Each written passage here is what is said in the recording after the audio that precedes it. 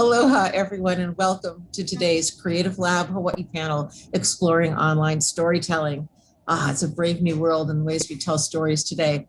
I'm Georgia Skinner, Chief Officer of the Creative Industries Division, State of Hawaii, and founder of Creative Lab Hawaii.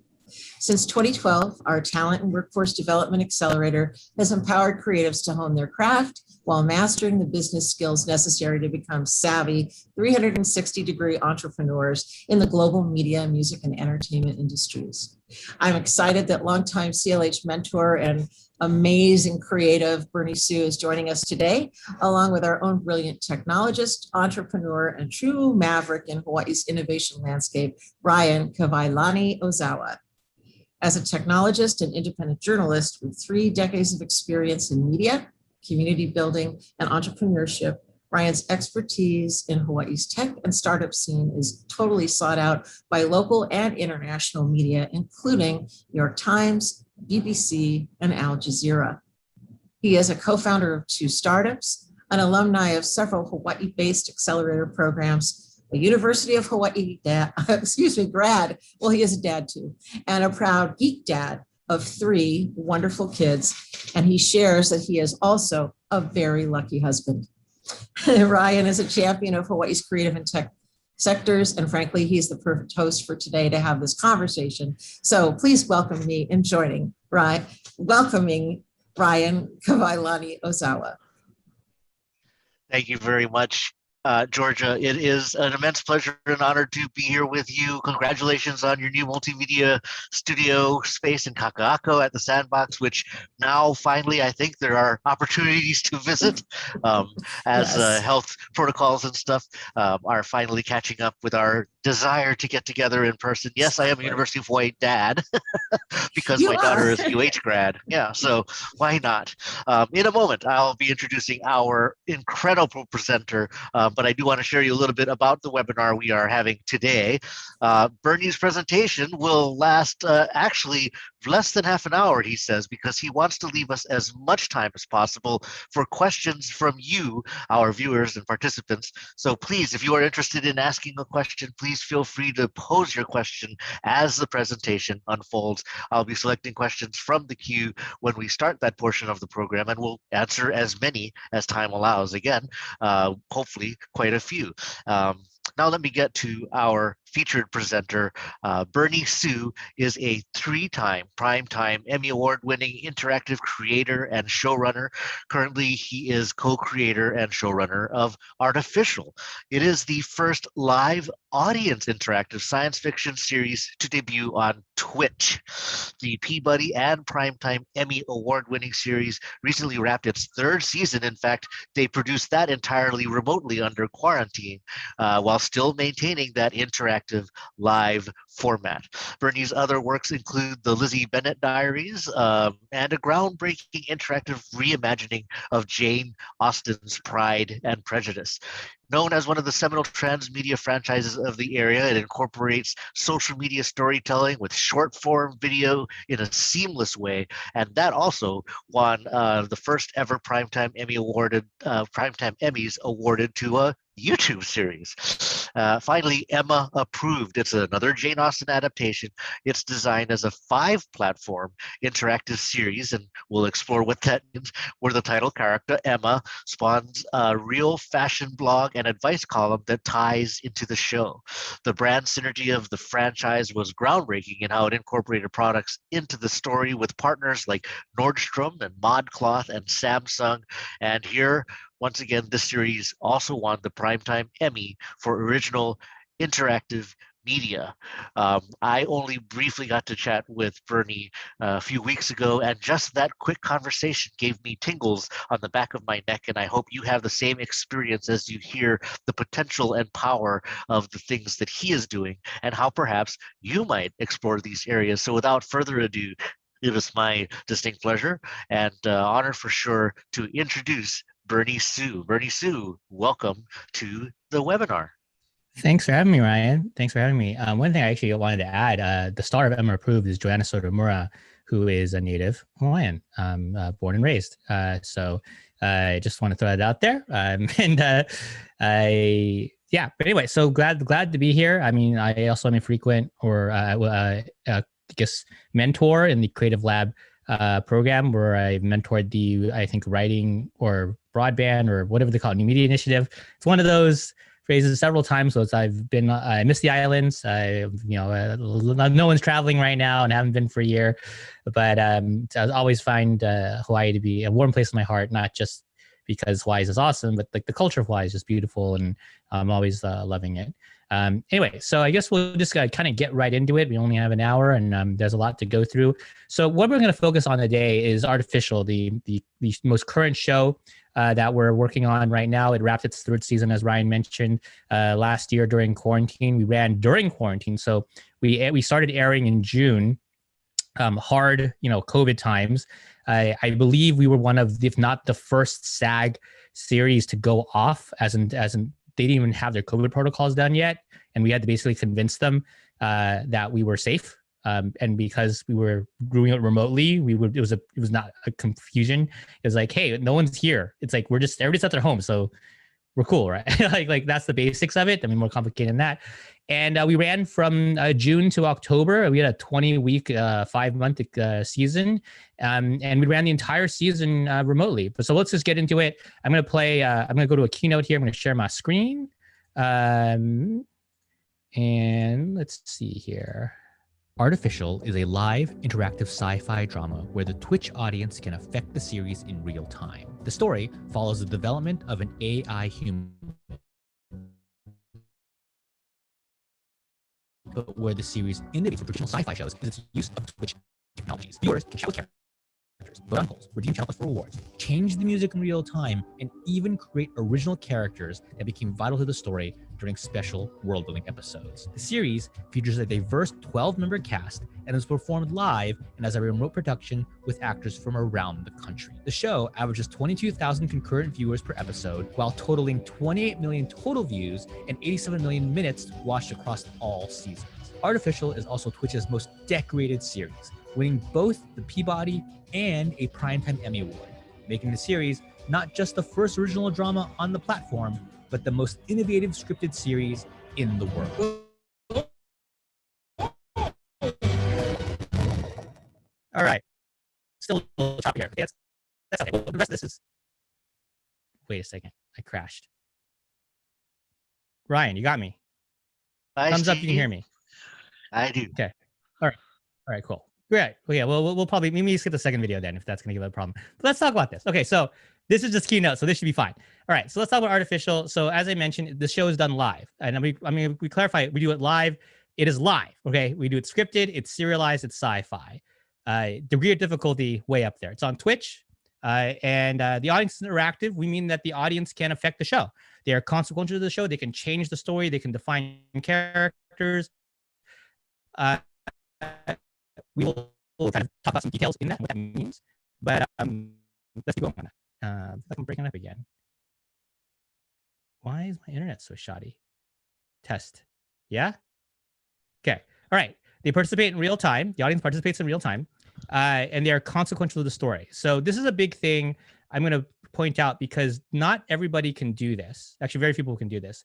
Meaning that you're telling a story, like a play, but like, can the audience affect the actual narrative? And we can go into details about that in a minute, right? And as Ryan mentioned, the show is remotely produced.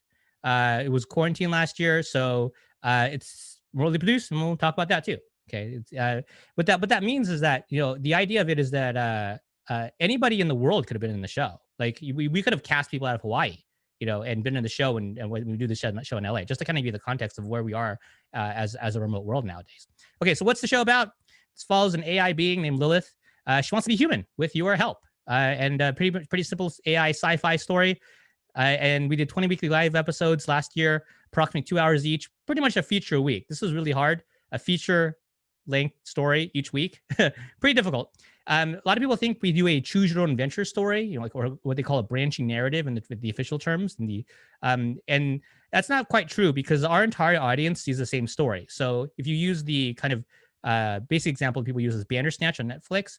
If I play Bandersnatch and you play Bandersnatch, we're gonna get two different stories, but we all see the same story in our show. It's a collective experience. The audience works together and the audience, because of it's a collectively experience, is consequential.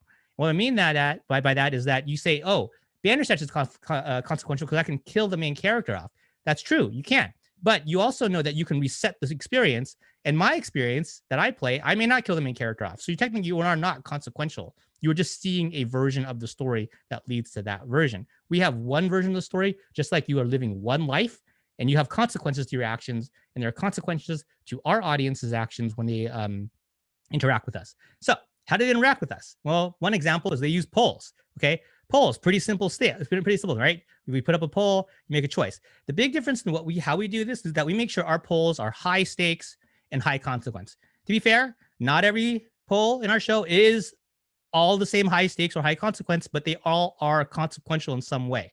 Now, what's an example of a consequential poll that you may think of that you think is consequential? You say, hey, should I give Ryan coffee or tea? You go, oh, that's consequential. He's going to get coffee or tea. It's not consequential because the coffee and tea doesn't do anything. It doesn't affect his story. The real story should be like, do I give Ryan a hug or do I pie him in the face? Now that's different. Now you have consequence to those stories, and Ryan's going to treat me differently based on which one I do. Versus the coffee and tea, it really doesn't matter. Okay, just give me an example of that. All right, but so let's take an example of what we did in our show. We did one where an episode called The Trial of Dr. Lin. We actually had a character go on trial during the episode and let the audience be jury. So if you were to watch this episode, you go, oh, the show, they're going to vote him guilty or they're going to vote innocent. Like if you watch like any trial television show, because they're going to arc it, right? They're going to like tell the story. But we actually didn't know what the audience was going to do because we were upfront, like, this is a trial episode and you, the audience, are determining guilt or innocent. This is high consequence because not only is the character like in jail or free if by the result of this episode, the actor's future on the show is determined right here. Like he basically he's leaving the show if he's guilty. And it was crazy. So, but what happened at the end? You go, oh, would the audience vote him guilty? Would the audience vote him innocent? You think Twitch is a chaotic platform which is full of trolls? Maybe it is. They didn't do that here. They voted innocent in a kind of a shock to a lot of people. But hey, he was happy, actor was happy, and everybody kept on going. But this is the power of consequentiality and storytelling, where you're putting this to the audience. You as a storyteller are kind of letting this go and saying, hey, what do you want them to do here? And let them have the power. And take this as a lesson to think about from stories that you're telling or stories you're watching. Imagine being able to vote what happens in the throne room scene of Game of Thrones, what happens in the snap scene in Avengers Endgame, right? These are big moments, and we watch them, and we may have liked what happened, or we may have not liked what happened. But imagine that we had the opportunity to participate in that and have a say. That's the difference here. Okay, what's going on? Talk about some remote production. So remote production in this case is like, how do I describe this? So all the actors performed live from remote locations. As in, usually they were all from home. They're all from their homes. It was COVID. It was hard lockdown. If you look at this window in the 9 on the left here, all 9 of these people are basically at their houses, right? This is like their homes, and they've set them up to be like the characters. And we sent them a couple of things. We had a DP help them with their camera work and their lighting and so forth. So it wasn't just, hey, throw on a webcam and come into the show. No, this is curated. This is filmmaking. It's just trickier because of the nuances of the restrictions or the challenges of production. Where if I'm going to light myself, I can just alter a light here in front of me and change my lighting.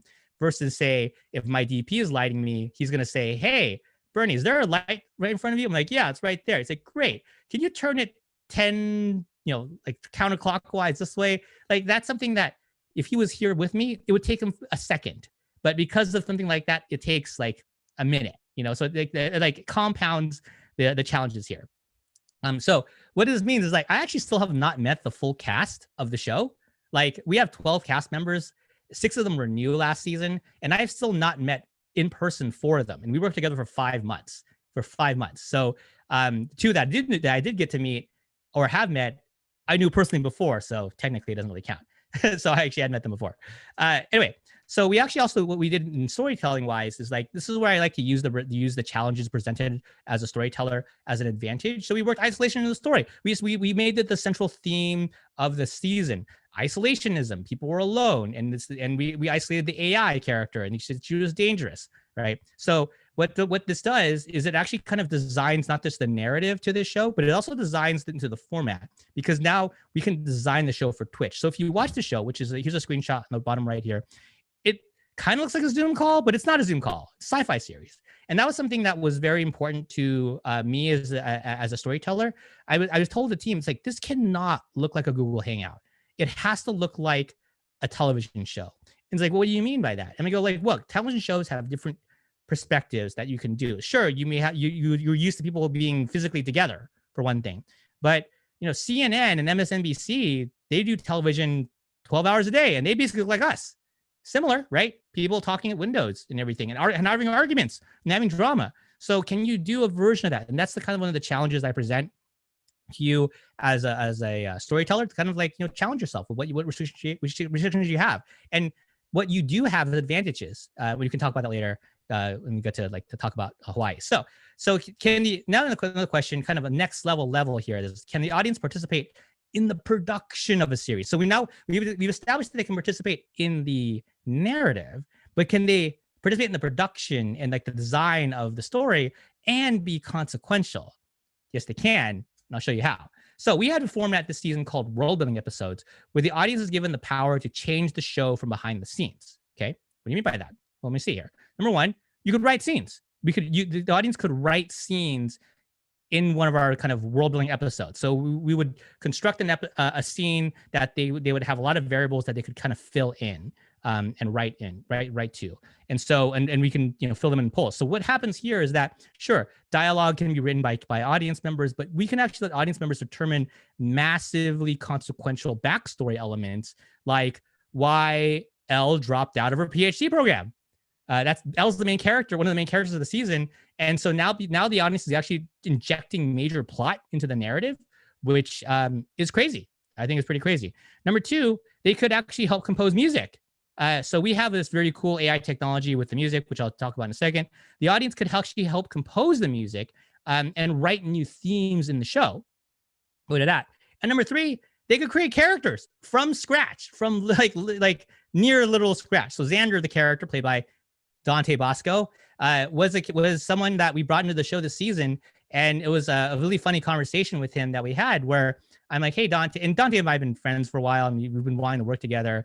And I called him up and I'm like, hey, Dante, do you want to be part of Artificial? He's like, yeah, man, who am I going to play? And I went, well, that's the fun part here. I don't know who you're going to play. We're going to let the audience determine who you're going to play. He's like, what? So yeah, we're going to let them create a character. We're going to let them create your character. And I gave him the kind of the details of how we would do that, to make sure that, if he doesn't want to be, he doesn't want to play a Nazi racist, we're not going to let the audience choose that as a hypothetical. Okay.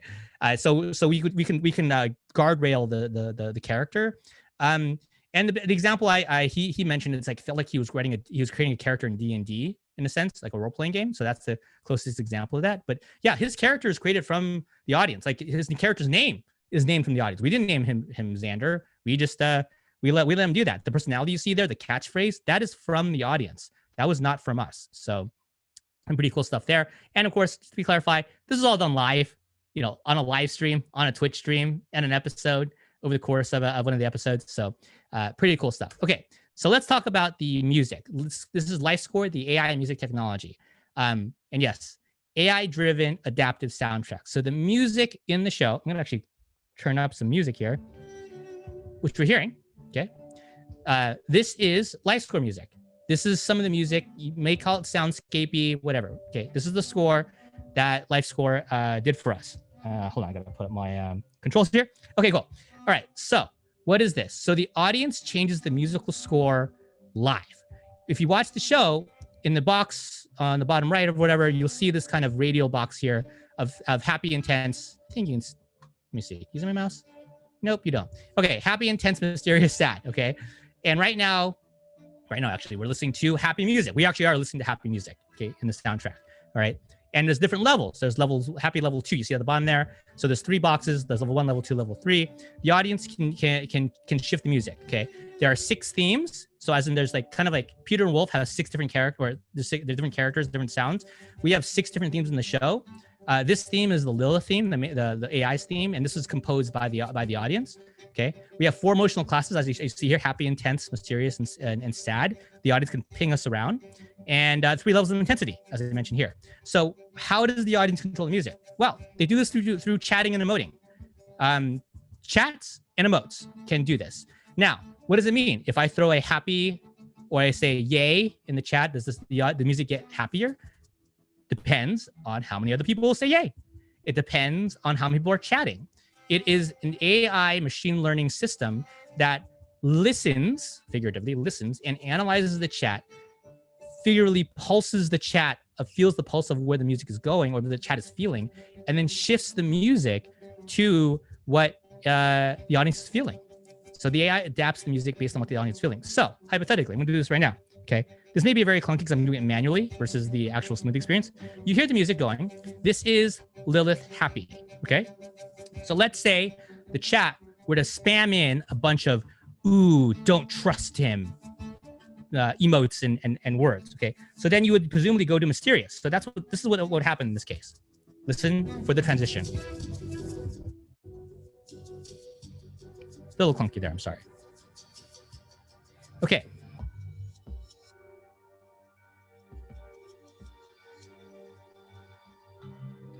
Okay, so now we're in Lilith Mysterious. This would happen live during the episode. I don't control this. I can override it, sure, but I don't control this. So what I would do as a director would be go, oh, we're going into a Lilith scene. I'm going to play the Lilith theme, but then let the audience go nuts.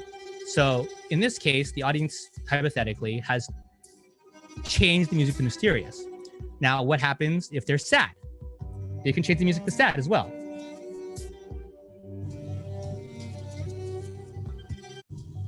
So again, clunky transition because I'm doing it manually.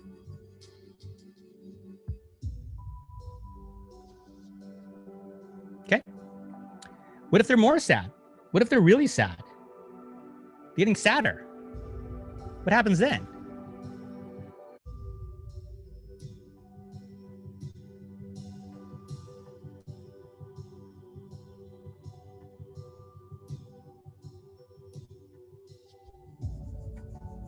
So you can hear the intensity level kind of ratchet up. The 1 to 2 level, slightly. The 2 to 3 level, usually really strong. Going to 3.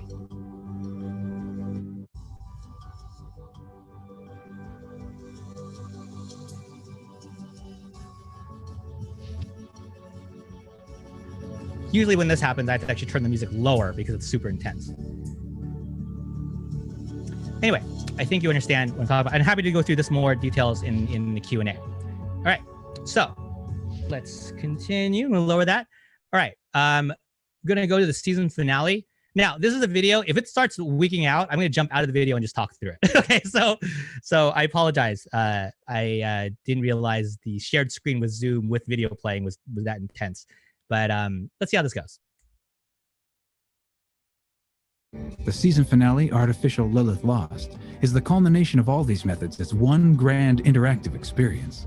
The episode begins as the AI Lilith is missing, and the team must race against the clock to find her before she's gone forever. The twist from our sci-fi drama format. This episode is a fast-paced investigative thriller where the audience is to participate in the investigation and determine the story elements. The hero of this episode isn't Elle or Lilith, but actually Kira, a character that was literally created by the audience before the season began, who decided her name, profession, and personality traits. She began the season as a supporting character, and by the finale, evolved into a complex, dynamic lead rich with conflict. I didn't know he was gonna torture him. Stupid choices have consequences. As Kira leads the search, Lilith begins streaming from an unknown location, asking the audience for advice and who can she trust. The episode featured a number of story-defining polls, the most notable being the final 2 of the season. The first is when Lilith, at the brink of being lost forever, makes a surprising phone call to 2 of our team members. We're getting an incoming call. A poll opens to the audience. Who will answer the call and be the one to convince this dangerous AI to come home? Remember, this series is presented live. and the actors had to prepare for two completely different scenes. So as this tight contested poll counts down, neither actor knew who would be performing their scene until the last moment. Hello, Lilith. The second big poll comes at the climax, as Kira deduces that the person hiding Lilith is actually Elle, I believed in you, Elle. who is immediately taken into custody. Oh, This leads to the final poll of the season, where the audience determines the fates of our two lead characters. If you come back, I will set Elle free. Would Elle remain imprisoned and leave the AI free? Or would Lilith sacrifice her freedom to save the human Elle? The ultimate audience choice. Finally, after nearly 2 hours of audience input, chat messages, comments, and polls, we culminate it all into the final scene of our season. This dynamic monologue presented by the AI Lilith was finalized only moments before it aired. The actress herself didn't know her final words until she was literally performing them live on air. Thank you for helping me realize my true purpose and goal. In summary, Artificial Lilith Lost was a dynamic feature-length season finale. It took an audience-created supporting character and thrusted her into the lead. The episode was performed live, produced remotely, and made the audience consequential and impactful like never before, turning this original sci-fi drama on Twitch into one of the most innovative episodic episodes of television ever produced.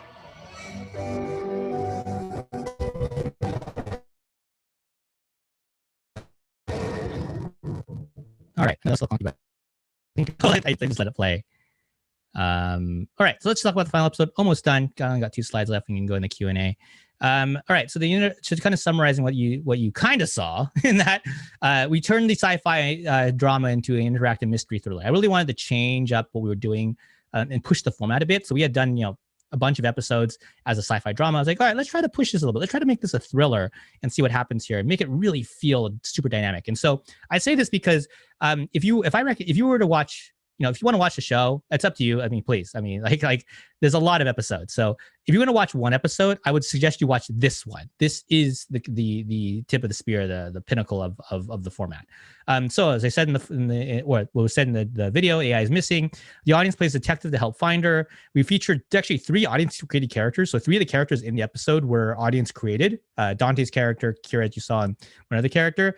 We used the audience created musical theme that you heard earlier. The audience determined the ending, as you kind of heard there, where they determined the fate of the 2 main characters. And we also were able to write a final scene on the fly based on what had happened during the episode the audience did earlier. So the final scene wasn't written until minutes before it aired. So this is the stats of the final episode. It aired on October 1st, 2020, prime time, Thursday night on Twitch. It did 1 million live views, which is actually a really, really good number for Twitch as one stream. Okay, so just thinking as one stream. This isn't like, compare it to say like, the Super Bowl. We're not trying to say that, but like we're just saying in Twitch context, we were number 2 globally on the platform. And this is not, Twitch is not a platform where you go and watch a bunch of sci-fi stuff. You go and watch a bunch of gaming stuff. So this is a stat that blows my mind. Whereas like I never thought we would do this. I never thought we would be in like ninja territory or any big streamer territory, but we did it. And we still did live, we did it remote and still scripted. And I think I can claim this, that it's the most innovative TV series in the world. Not say the best, just the most innovative. And thank you. That is my presentation. Ready for some questions.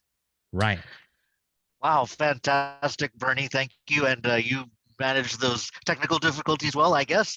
One of my first questions might be how you oversee or get through technical difficulties that actually occur during a live presentation. I mean, certainly that's part of the appeal of a viewer, I think, is to know how they can handle something going off the rails unexpectedly, someone's cat knocking over the laptop or the power going out and a character completely disappearing.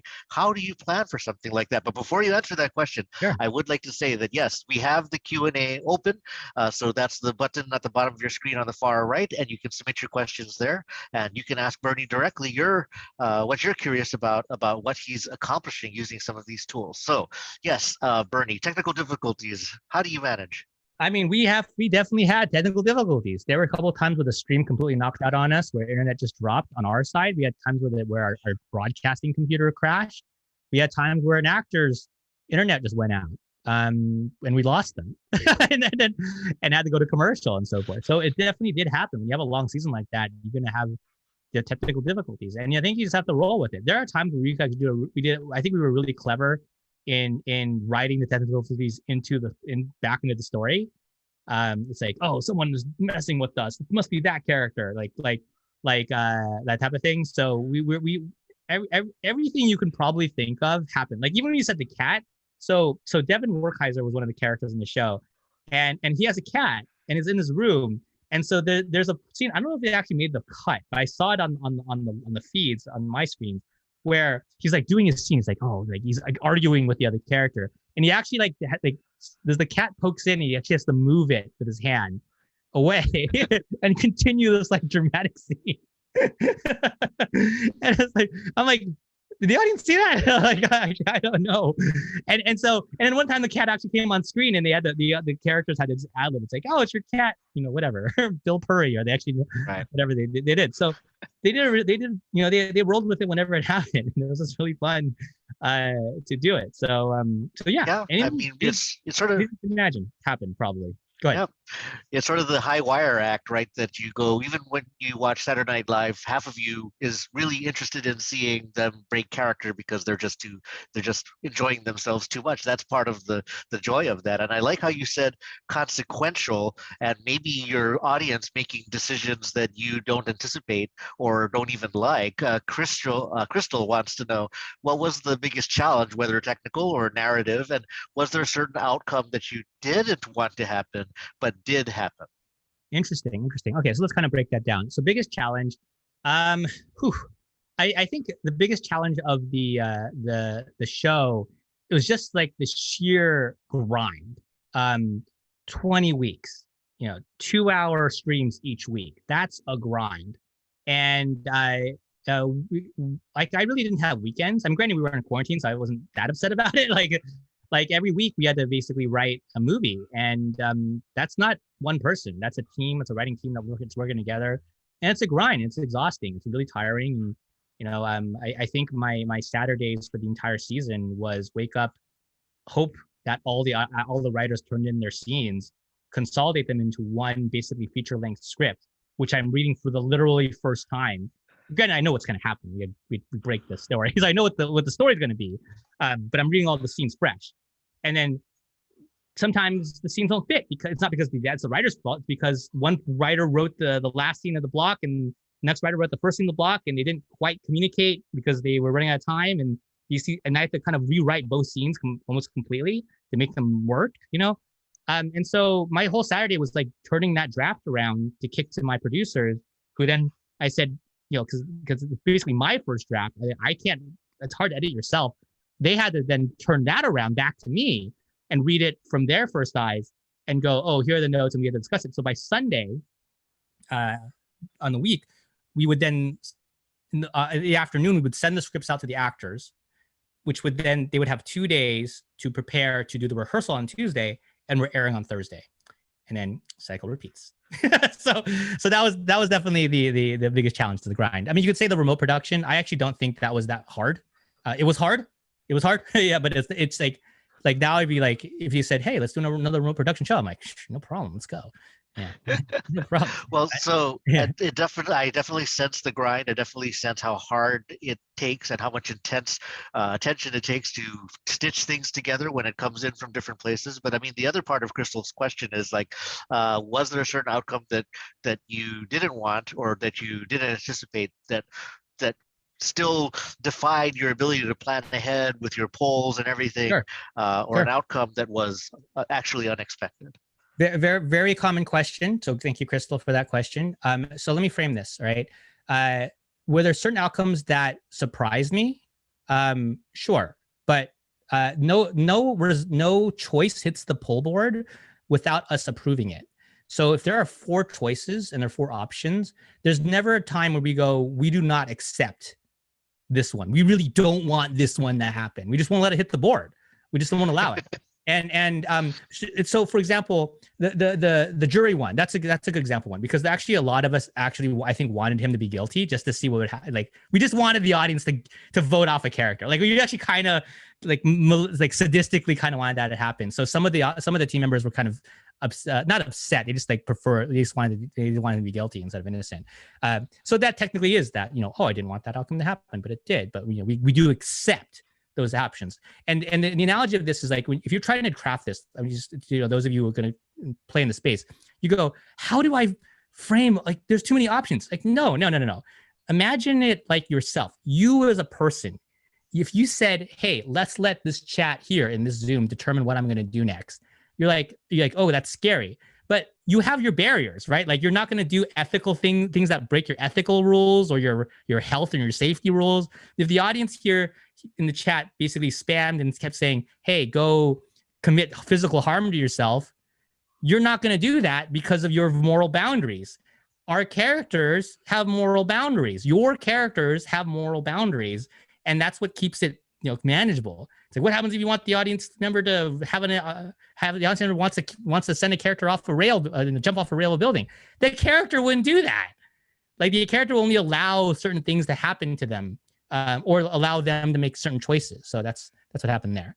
I appreciate that. Although part of me thinks when you have the assumption of moral boundaries, the absence of such and a program in that vein would probably be what Black Mirror is for exploring. But thank you, Crystal, for that question. Again, if you have a question for Bernie, you can type it into the Q&A and we'll get through as many as we can. We have a first congratulations from Geronimo for creating something and doing something innovative. And Geronimo wants to know about the platforms themselves and the technology and format. Like you mentioned, you're doing this on Twitch. It has a different chat form or a chat room than say YouTube does or Facebook does. It's presented in a different way. So has the technology or the format resulted in anything you didn't anticipate? Did it give you a new idea or a perspective as to where storytelling might be going, even though you weren't exploring that when you started? Yes, there's many cases with this. You have to kind of determine a time and a time point in my personal career to about what I didn't expect. But look, so my work, YouTube, obviously, Twitch, YouTube and Twitch, very different platforms. As I say to people publicly, you could not take artificial and move it to YouTube and have it be the exact same show. The technology on YouTube doesn't exist to support the interactive mechanisms. There's no AI music system. There's actually no poll system on YouTube. I don't know why, but they just don't have one, which is, I think, ridiculous. But they don't have a clean poll system in live chat, to be fair. They have it in the other systems, but they don't have it in live chat. So you could not do the show you could do a live show on YouTube. YouTube does live fine. You just couldn't do a lot of the mechanisms that are specific to the show. And in going back in time, Lizzie Bannityre's I'm Approved, 2013, 2015, you could not do those shows off YouTube at that time. You can do them now because Facebook and other platforms have merged kind of social and video together the way YouTube has. So you could do them now, but you couldn't do them at the time. Okay. So yeah. So when I look at a platform like a Twitch, and my continued relationship with them, and any other relationships I may form, my old relationship with YouTube, I look at their platform and I look at what they can do and what they can't do. And I encourage you to do this. Like if you're looking at other platforms, let's talk about some like that we have not discussed in this that may be of interest to you. Obvious one, TikTok, right? Very popular, very big platform, buzzy with the young audiences, big numbers, lots of traffic being driven around there. Short content, very, very, lots of things you can do there. Duets, polls, sharing and stitching, all these things. If you don't know what these are unique to Twitch. They're very unique features of Twitch. Can you use those in storytelling? Of course you can. You just have to play with them. Think about it. How do you do it? And that's something that, to be fair, I'm looking at that. I've played on TikTok, and playing on TikTok is very different than playing on Twitch. Very different. Other platforms you may be looking at, we're seeing this wave and rise of social audio. Clubhouse, every platform has a Clubhouse competitor, right? So right now, May 8th, 1 p.m., 1:40 p.m. Hawaii time, 4:40 p.m. Pacific time. My opinion, I don't know if Clubhouse is going to last. I don't. Do I think social audio will last? Yes. Social audio is here to stay. Okay, that is going to last. But is Clubhouse going to last? I don't know. I'm not saying it's not. I'm just not sure. Okay. But is there a format there? Yes, because it's different than podcasts. It is different than podcasts. Why? It's interactive. It's live. You could do an interactive theater experience on Clubhouse. You can't do that on podcasts. Impossible, because podcasts are locked. You can do a really great audio drama on podcasts, and they've been doing them, and they've been turning them into TV shows for a while now. So that's been fine, but they can't do the interactivity on those social audio platforms. And you can, if you look at that platform. Let's kind of go deeper on these other ones, all right? One, maybe it'll be a little controversial, but I encourage you to look past the first emotion you're gonna think of when I say this platform. OnlyFans, all right? Take away the lewdness, take away the sexuality part, right? There are a lot of creators on OnlyFans who don't do, they're like teaching like photography classes. Okay, I'm not saying that's the majority, and it's clearly not what OnlyFans is known for in the public, but there is a notion that is worth studying when you say, oh, a person is just like teasing a piece of content. Usually for attractive people, it's a picture of them being very sexual, but take away the specifics of that and say, I'm going to tease the next image of the trailer of Shang-Chi. I'm going to tease the next, episode of Falcon the Winter Soldier or the next Game of Thrones. But in order to see this image, you need to, you have to put a tip in, or you need to be a subscriber. Wow. Super powerful. Super powerful. Totally untapped method there. I don't have it solved, to be fair. I'm just telling you that mechanism, that methodology is something I'm looking at very closely as a method of interactive storytelling that monetizes too. Yeah.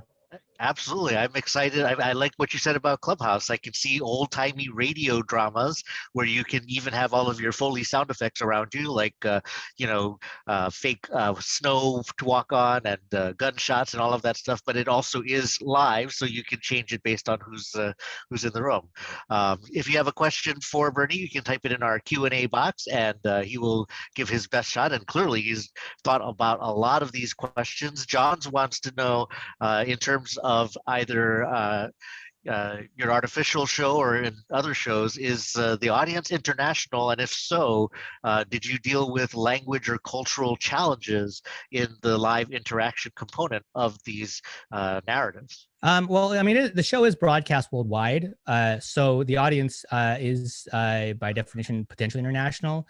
Now, I think that we had a couple people who are watching the show from Brazil while it was happening, but I think it was like really early their time because we're live primetime here in the West Coast. So, and I think there were some Asian people who watched it too, but there wasn't people they weren't like typing in Korean or anything like that in the chat. That is something that, yeah, it's of interest, but like content isn't inherently domesticated in many ways across the world. And this is a slight tangent, but I'm just going to give you the framework of the current landscape of in my opinion, feature film. All right. So during the quarantine, the record, Avengers Endgame's opening weekend blockbuster record was broken. Like their $400 million opening box office weekend was broken during the pandemic. You're like, what? Look it up. It's there. It's broken by a Chinese film. A Chinese film in China, basically using China as the only box office, broke the record from Avengers Endgame. You're like, wait, what? How? China is not in lockdown. China has managed the pandemic. Whatever you want to say about their political, that's their opinion. But just like, look at that. Do Chinese films, care about coming to the U.S.? Not really. They're doing just fine. Like they're having their kind of cultural small character films that are inserted to China outperforming big blockbuster Kong versus Godzilla movies and so forth. So that's an area where, like, would I like people in China to watch a show? Yeah, sure. Would I like people in Brazil to watch? Of course, absolutely. Does Twitch have the technology to monitor and tell me where the audience is coming from? It absolutely does, and most of these platforms do. Can it be used in storytelling? Absolutely, if you want to try to do that. So yes, international audience, I don't think it's the majority by any means. I think it's still majority US, UK, English speaking, Canada, Australia, but the world is global. I'll say that. Well, you touched on something that I was personally curious about when you said, in a way, sort of these stories and movies and storytelling is kind of domestic or local is probably another way to put that. Yeah. but instead of the big, sort of China can stand on its own, I wanted to know what your thoughts are, especially since we are here with the Creative Industries Division, which is devoted in large part to amplifying voices of Hawaii, both indigenous as well as the various mix of cultures that we have in Hawaii. What do you see as the potential for Native Hawaiian stories or Native Hawaiian voices having an audience, but using these tools in the same innovative way that you are? I mean, obviously, I see great potential with it. It just has to be used correctly, and I say that not glibly. And it's look, your film, no matter what it is, has to still be good. Like, your story still has to be good, right? So you go like, oh, I have this. In this your case, I have this Native Hawaiian story that's only me that I could tell. Awesome, great, awesome. Tell it, okay? Still got to be good. Now, good is a subjective thing. I may think it's good, Ryan may think it's not, vice versa, right? Like that's a very subjective thing. But the quality still has to be there. One of the things I think that, having been to Hawaii several times, through the program over the years and getting to kind of see it, not just as a tourist, but as like, oh, I'm going to be here for a week and really kind of immerse as much as I can. To be fair, I'm not saying I'm immersed. I don't want to disrespect that way. I'm just saying I feel like I've seen it definitely closer, more and deeper, more than just the average tourist and mainlander. But I'm definitely nowhere as a native. But here's what I analyzed. Like, a lot of things are shot in Hawaii. Obviously, we kind of mentioned this before the panel started. Internally, it's like, oh, those productions are ramping up in Hawaii. Hey, that's great, right? And Hawaii has a lot of things going for it. It's beautiful. People love beaches. It's a universally liked place worldwide. Like, no one goes, oh, I don't want to go to Hawaii. No one says that. Right? The only people who don't want to go to Hawaii are people who go to Hawaii a lot, or I guess probably live in Hawaii and just don't want to come back for a bit or whatever. Just like, you know what I mean? But like, anybody who isn't from Hawaii wants to go to Hawaii. Like, that's a positive reaction. And you see that with some of the content, not all the content. One I like to cite, Hawaii Five-0, love it or hate it.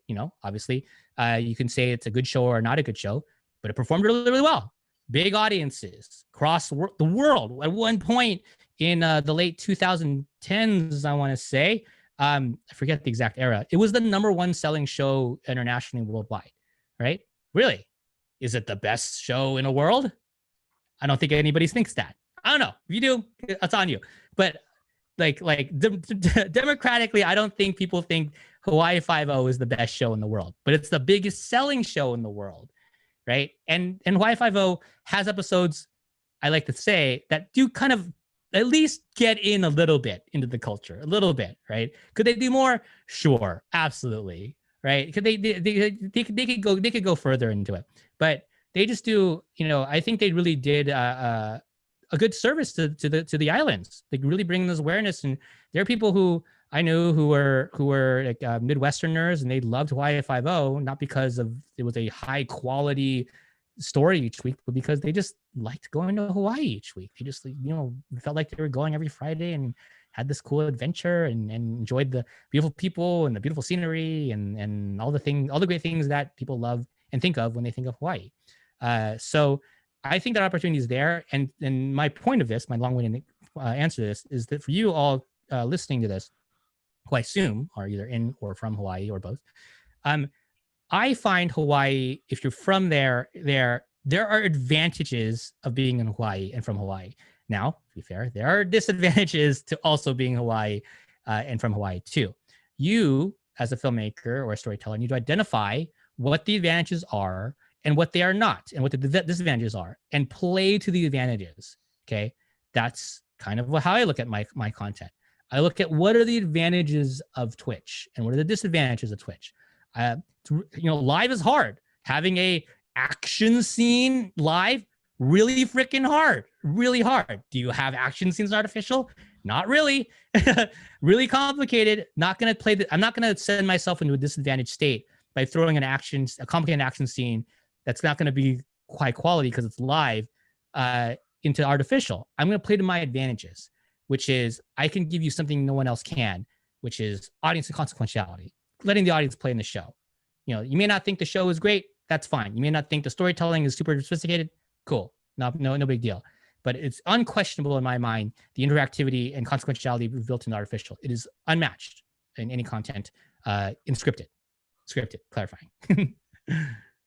Well, I definitely agree. Play to the advantages, and like you said, people will like Hawaii almost naturally. Some people might actually I think it was my mother-in-law who was like Hawaii 5.0 is like my high definition screensaver. Like she doesn't even know what's happening on the show. She just likes to have it on because it's so Yeah, pretty. it's super pretty. But you have Lost, right? Lost was here, and Hawaii played everything but itself. But they took advantage of the multicultural architecture and environments to be able to make a show that seemed to take place all around the world, even though it was all filmed here. So that's an excellent point. We probably have time for a couple more. Crystal, actually, another good question. When you're talking about technology and tools, do you see virtual reality being part of your project? So the audience is not just typing, but actually moving around or seeing your production from the inside or participating as an actor in that space. Very good question, Crystal. VR space is a really, really innovative space for sure. So one of the things, my short answer to you is I'm not in VR, and I don't plan to be in VR anytime soon. Not because I don't like VR, but I just think VR is very, very resource intensive. It takes a lot of resources to create VR content. It takes a lot of resources to deploy VR content. I like VR content. I enjoy putting on the glasses and going through a cool VR experience and a game. But creating that content, super complicated, super expensive, hard to scale, and games are doing great. Like Beat Saber is doing massive amounts of revenue, as an example. And I say the word Beat Saber and everybody knows what it is. So like cool. But I can't. Is there a VR movie that rolls off the tongue? Like, have you seen? like, do you answer that? So that makes it a really hard hurdle to go over. I agree that incredible VR experiences are providing something that non-VR experiences cannot. Being inside the thing, being inside the experience is super immersive, all that stuff. It just doesn't scale for me. I'm not great at it, meaning that I just don't have that experience that these others who have just devoted their entire careers to it do, and I wanted to give them that respect that they're much better at it than I am. And I'm just not in that space. Now, if someone wanted me to come into that space and wanted to fund an initiative through me and my resources to do something there, I think I'd be pretty good at it. I think, but I don't want to say something that I'm not sure to be true. And I just feel that the way I think about and I'm acknowledging the audience's feelings at any given time would be an advantage in the VR space.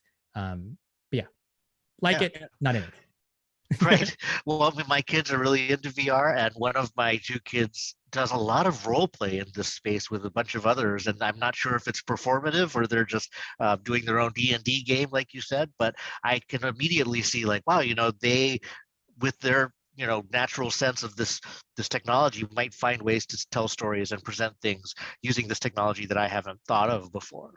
Well, I do have one practical question, and perhaps our last question, which ironically is sort of about the non-interactivity of your content. I missed the last season of Artificial, and you said, this is the episode to watch to see the ideal, sort of version of what you're doing. But what is the shelf life of these truly interactive stories? I mean, does the audience fall off, or does the experience fall apart if you missed it live? Do people still binge or catch up, or is 90% of the experience being there? Cool. Yeah, good question. I see a hand raised in the chat from Melanie. I don't know. Okay. Yeah. Hand raise or something, but make sure. I want to acknowledge and get her question if she has a question. Very good. Yeah. Skip my question. Yeah. Geronimo wants to know about the special challenges working with actors in the format. Did you look for people that you knew would be able to improvise? How big of a role part is improvisation? Let's answer both questions at once, actually. I think it's okay. Both are relevant. So the improvised question is it's a magic trick. If I were to ask you all to guess how much of the show is improvised, you'd probably go a lot. You're like, oh yeah, a ton of it's improvised, right? The answer is none of it's improvised. It's like zero of the show is improvised. Everything the audience, the characters or actors performing is on a script somewhere. Now, they may have gotten that script or maybe literally typing on a screen as they're reading it, but it is on something that they're reading off of. Can they ad lib from that script and go off it and maybe add a quib or something like that? Sure. The cat, Devin's cat coming in and then having to acknowledge the cat. Yeah, of course we didn't script that. That just happened. We had to, they had to go with it, and I'm not upset about it. So that happens. So, and the reason for this is that it's like I actually compared what we do in this format actually a lot to magicians, and I'll give you an example of this.